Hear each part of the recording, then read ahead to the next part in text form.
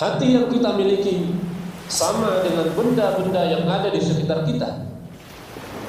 Benda-benda yang ada di sekitar kita, apabila tidak kita jaga, apabila tidak kita perhatikan, tidak kita rawat, benda-benda tersebut akan menjadi kotor. Benda-benda tersebut akan menjadi kumuh. Hati kita juga bisa menjadi kotor.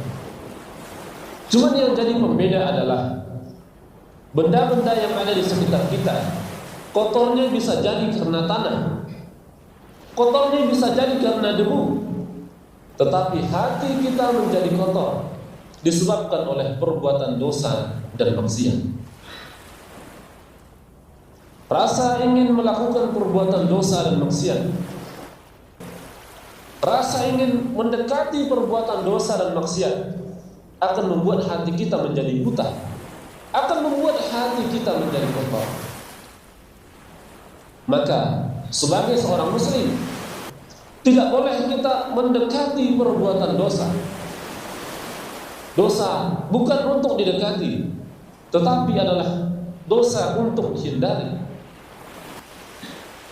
Namun terkadang godaan datang membuat kita terpaksa terjerumus ke dalam perbuatan dosa, membuat kita terpaksa mendekati perbuatan dosa, membuat kita terpaksa melakukan perbuatan dosa.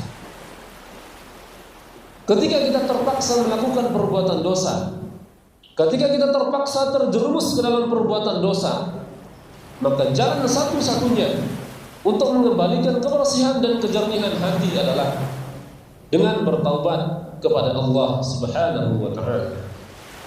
Kata Allah, seseorang yang berbuat dosa lalu ia bertaubat kepada Allah, ia seperti seseorang yang tidak punya dosa.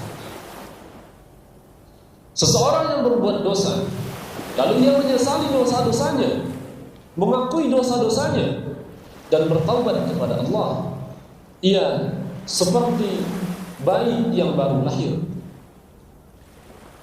Seseorang yang berbuat dosa lalu ia mengakui dosa-dosanya, menyesali dosa-dosanya dan berkomitmen untuk tidak lagi mengulangi dosa-dosanya, lalu bertaubat dia kepada Allah, maka ia seperti lembaran kertas putih yang belum pernah ditulis, yang belum pernah dinodai dengan tinta walaupun sedikit.